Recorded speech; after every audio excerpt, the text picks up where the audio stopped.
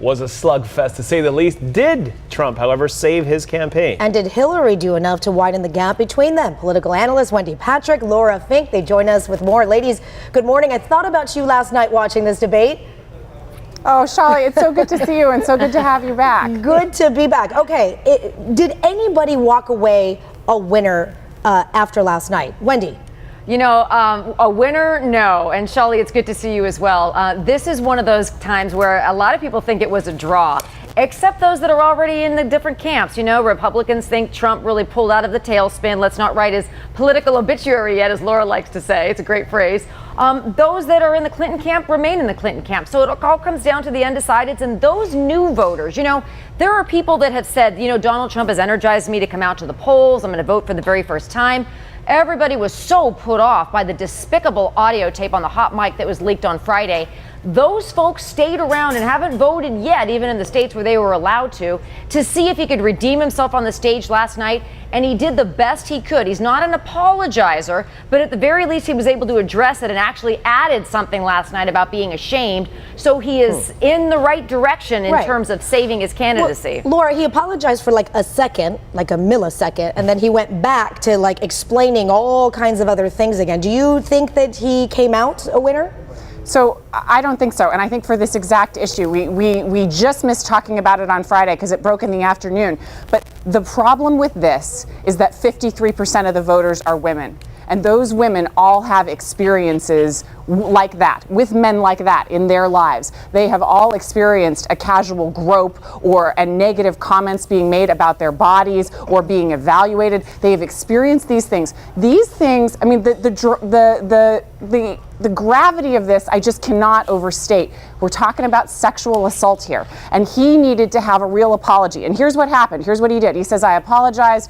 But he said it's locker room talk, and he said that you don't understand. He says you don't understand. Well, you know, viscerally, when we watch that entire tape, the most seen story of this election, everyone understood. And I think he offended women and men for that matter. By dismissing it as locker room talk, you hit the guys that say, I don't talk like that, man. That's not me. And for women, we have a visceral reaction because of personal experiences with this. It is a pervasive problem, and he blew it off like it was nothing. I think that's a huge problem for his campaign because he needed a big win. And I keep talking about the math. Right now, he is down by double digits in Pennsylvania, by 6 in Florida, by 4 in Ohio, by double digits in Colorado, and Nevada's a dead heat. And yet he needs to win the lion's share of these states. Trump is digging himself out of an enormous hole, and I don't think that he did what he needed to do because that apology just wasn't real. It just didn't ring true. Okay, let's talk more about that hole that he was digging for himself, because last week leading up to Sunday night's debate, all we could talk about was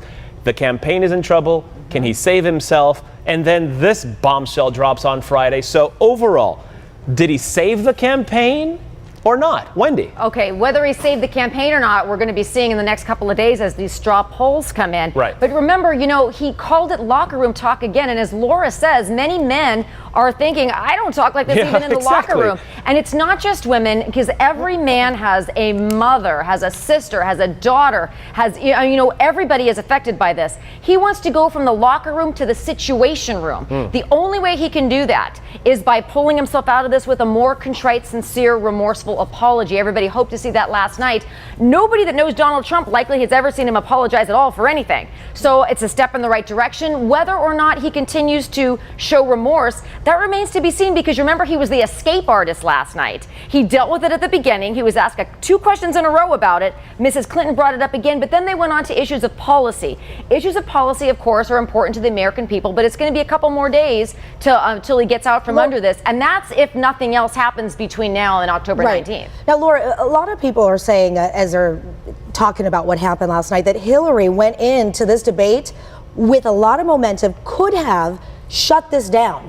Do you think she did? You know, I think it's a tricky question. So she said when they go low, we go high. And that's sort of the eagle and the snake metaphor. So the theory is the eagle doesn't win a fight with the snake by getting on the ground. And so what she decided to do, it was a tactical decision, was that she wasn't going to fight that battle. She was going to let Donald Trump do whatever he wanted to do, and then she was going to talk about America and her potential presidency on her own terms. But many are saying she could have done more. She had all the tools. She had everything in her hands, and she didn't do enough.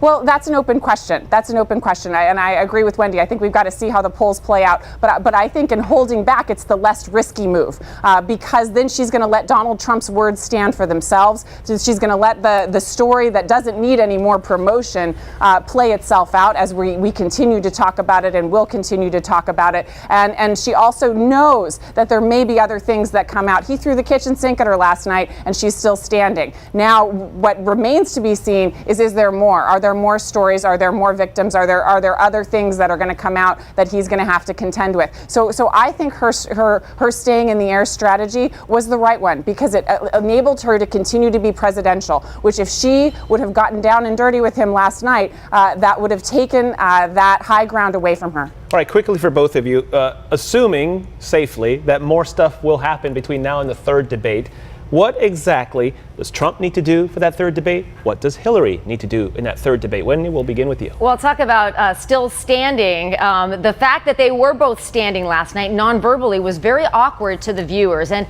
I know lots of viewers, they were so distracted by the non-verbals that they couldn't pay enough attention as they should have to some of the very serious policy considerations. So what they need to do between now and the second debate, now on both sides, because there may be more where there came from regarding Trump's hot mic comments, there may be more where there came from regarding the WikiLeaks dumps for Mrs. Clinton.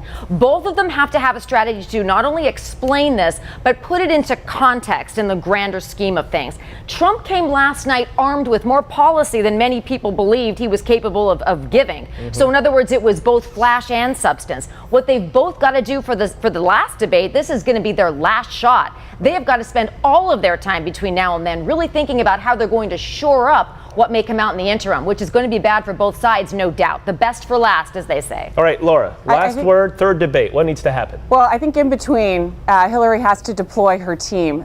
She has to deploy Elizabeth Warren and Bernie Sanders and President Obama and Michelle Obama, as we've started to see her doing across swing states, because that connection with voters really matters. The other thing, the thing that Donald Trump has to do is repair relations with the Republican Party, because right now Reince Priebus has made the decision to not use RNC funds really to focus them on the Senate, in spite of Donald Trump winning or losing. What that means is they're going to spend their resources based on holding the Senate and not based on the states that he might need to win. I think that if that doesn't change, Donald Trump will not have a chance, because he needs that infrastructure and that backing and that ground game to even win. So he's got some internal work to do. I think those things are almost more important than what comes up in the next debate. Can't wait. Wendy, Laura, thank you both as always. Thanks, Raul. Thanks, Charlie.